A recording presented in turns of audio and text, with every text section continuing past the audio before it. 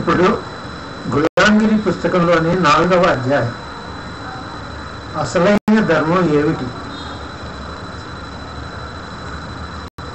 మహాత్మా జ్యోతిబా ఫులే అంటారు, మీరు దేన్నైతే ధర్మం అన్నారో అది ధర్మమే కాదు, అది కొన్ని కట్టుబాట్ల సంఖ్యలు.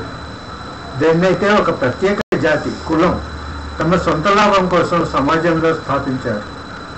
ఈ ధర్మం పేరుతోనే శూద్రులను అపవిత్రులుగా ప్రకటించారు. అలాంటి ధర్మాన్ని ఎట్లా నిజమైన ధర్మంగా ఒప్పుకొనబడుతుంది? ధర్మం ఒకవేళ భగవంతుని ద్వారా వచ్చిందై ఉంటే అది కొందరిని తక్కువ వాళ్ళుగా ప్రకటిస్తుందా? అది ఎవరినైనా నీచులుగా చెప్తుందా? వేదాల్లో, పురాణాల్లో, మనుస్మృతిలో చెప్పబడిన ధర్మం ధర్మమే కాదు అని మహాత్మా జ్యోతిబా ఫులే స్వచ్ఛందంగా ప్రకటించారు.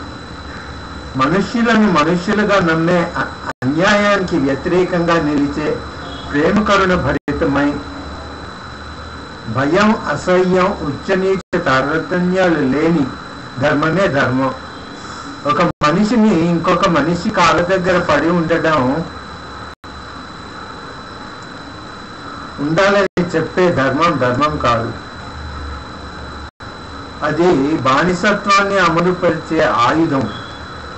ఏ ధర్మంలోనైతే ఒక మనిషిని దైవ స్వరూపుడని, ఇంకొక మనిషిని పాపాత్ముడని చెప్పబడుతుందో అది అధర్మమే అవుతుంది.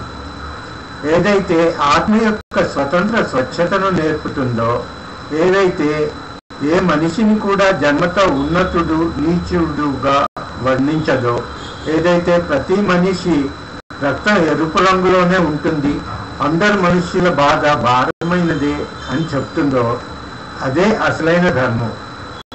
ఏ రోజైతే మనుషుల మధ్య తరతమ భేదాలు సృష్టించబడ్డాయో ఆ రోజు ధర్మానికి చెందిన రోజు కాదు, అది రాజనీతికి చెందిన రోజు. అధికార దాహం ధర్మం అనే ముసుగుని తొడుక్కున్న రోజు.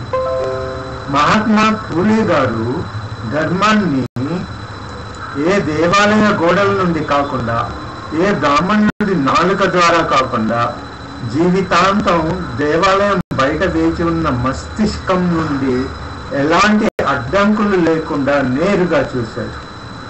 మహాత్మా ఫూలే ధర్మమే గనుక సత్యమైందే అయితే అది కష్టాలతో అలసిపోయిన ఒక రైతు వెన్నెముకలోను, నిరాశతో నిశీధమైన ఒక విధవరాలి కళ్ళలోను, ఒక ఆకలితో మలమలలాడుతున్న దళిత బాలుడి పుస్తకంలోనూ ఉండాలి అన్నారు.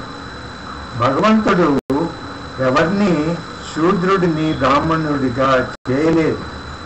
ఇవన్నీ మనుషులు తమ స్వార్థం కోసం ప్రచారం చేశారు. న్యాయం అడిగేది, శాంతినిచ్చేది, అది ఎంత చేదుదైనా అబద్ధం స్థానంలో నిజాన్ని నిలిపేది అసలైన ధర్మం. మహాత్మా ఫూలే గారు ధర్మాన్ని అంతరార్థాల నుండి తిరిగి స్థాపించారు. ఆయన ధర్మాన్ని బ్రాహ్మణుల చేతుల్లో నుండి లాగేసి ఉదయం నుండి రాత్రి వరకు రక్తం చెమటోడ్చి వ్యవసాయం చేసి కూడా భగవంతుడి కళ్ళలోకి చూడలేకపోయాడో, ఎవరైతే మానవత్వంలో నమ్మకం పెడతాడో అలాంటి రైతుల చేతికి ఇచ్చారు. ఇప్పుడు ధర్మం ఏ ఒక్క కులం వారి వంశపారంపర్య హక్కు కాదు. ధర్మం ప్రతి వ్యక్తి యొక్క నాలుకపై ఆడుతుంది. ఇప్పుడు ధర్మం భయం కాదు, ముక్తికి మార్గం. ధర్మం ఇప్పుడు భయంతో వంగిపోవడం కాదు, లేచి నిటారుగా నిలబడడం నేర్పుతుంది. ధర్మం ఇప్పుడు న్యాయంలో, సమానత్వంలో, ప్రేమలో లభిస్తుంది. జై మహాత్మా జ్యోతిరావు ఫూలే, జై బాబాసాహెబ్ భీమ్రావ్ అంబేద్కర్. నమో బుద్ధాయ.